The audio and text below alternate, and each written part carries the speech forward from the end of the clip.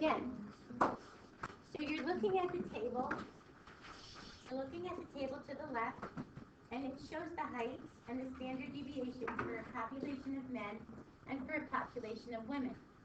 So shouldn't their means and their standard deviations be different? Because men and women aren't the same size.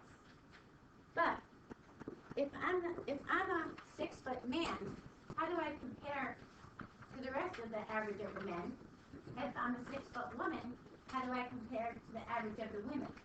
You really can't say, well, then they're both equal, they're both the same. In their sex, they are different.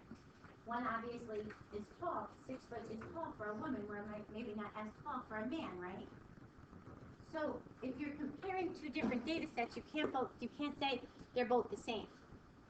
Compared to where the rest of their information lies, that's what we're looking at. So we're going to take the information for a man. Make sure you do this with me, guys. And we're going to take the information for a woman. And I'm going to need it quiet. These are in inches. And we're going to take this X value of 6 feet, which is how many inches? If these are all in inches, how many inches is 6 feet? 72 inches. And this X value is also 6 feet, which is also, 72 inches. Okay. So now, if we put this on a curve, and we can absolutely put it on a curve and take a look at it, but all we have to do right now is take a look at their standard deviations. So we're going to use your z-score formula. Within the men, we're going to take that X value minus that mean, divide by the standard deviation. And they come up with 0.7. So now, I want you to think of your curve. Here's my mean. Here's my one standard deviation down, one standard deviation up. So look where my 72 falls. It falls within one standard deviation of the mean, right?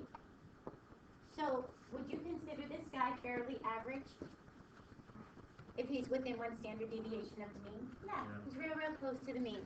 He's a fairly average sized guy. So now we come here and we do it for this woman. And we say, she's also 72 inches, but her mean is 64.3. And her standard deviation is 2.6. When you find that z-score, it's 2.96. So is that unusual? Yes. Very unusual. She's unusually tall for a woman. In reality, they're both the same size, right? They're both 6 foot tall. But in perspective, within the men, he's about the normal size. He's about average, and she's well above the normal. She's very close to the 3 above the mean, which is very unusual. So she's an unusual size here. And if we mapped hers out, you would see she's right up here somewhere. She's up in here. So this was 64.3. If you add 2.6 all the way up, 66.9, and you keep going, she's well above that. So in reality, they look the same, but in perspective, she's tall for her group of women. And obviously, we can tell that by the mean and the standard deviation. Sometimes they're a little bit too close to tell, and we can compare that way. So I want you guys to compare a 5-foot man and a 5-foot woman. They're the same size, but how do they compare in respect to their own categories? The heights of men versus the heights of women. So compare me a 5-foot man and a 5-foot woman.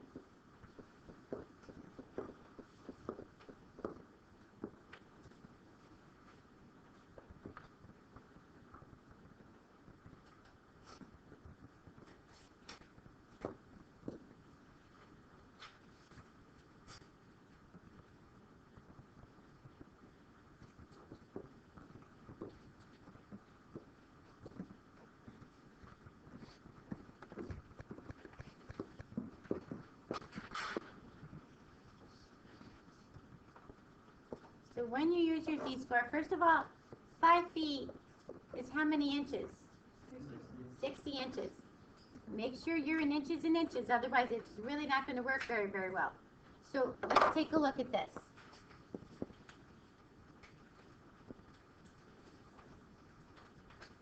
So we're going to take your Z-score for your men and your women. So how do you set up your Z-score formula for the man?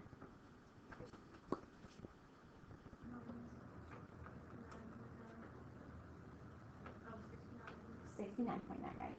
69.9 over 3. And what'd you get for a Z-score? Negative 3.3. Is that unusual? Very unusual. Crazy unusual. Pretty much off the chart unusual. The Z-score for a woman. So she's also 60 inches. And what's her mean? And her standard deviation. So what's her Z-score? Negative 1.65. Okay, so negative 1.65. Here's my negative 1, my positive 1, my negative 2, my positive 2. She's still within a good range, closer to the mean, isn't she? She's not unusual yet. She's not that unusual. She's shorter, but she's out here. But she's still closer to the mean. So in perspective, you can take a look. They are the same size in reality, same exact size, but in perspective, our Z-scores show us a little bit of difference. Obviously, this kind of makes more sense because you know the difference between the heights of men and the heights of women. But it kind of does prove it when we look at your Z-scores. And it's really nicely used too, like for scores on a test and something. Because if you're comparing the test scores from one class to another, you have to also compare how the rest of the class did. Maybe that test was really, really hard. And you got a 70. You worked so hard, you got a 70. Class average was a 50. You did phenomenal. But the other class you got an 85. Class average was a 95. You still did great, but they did a lot better, right? So technically, when you look at the rest of the scenario, and Z-scores help us compare those. Good with that? Alright, I'm going to give you a little exercise at the book,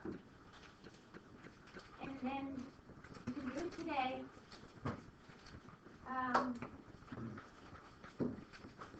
Hopefully, it won't take you that long. Page 109.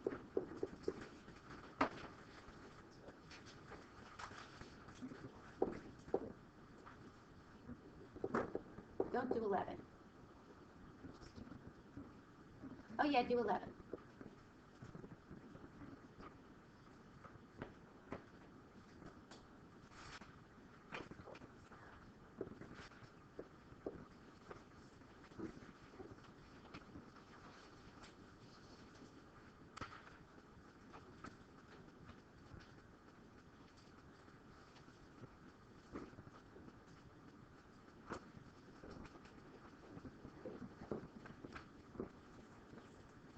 I'll give you redundant things. 35 to 38.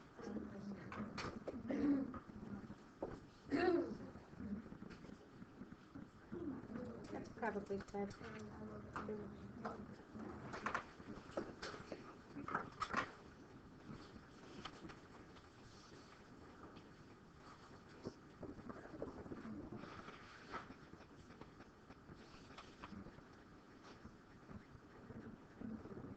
Okay.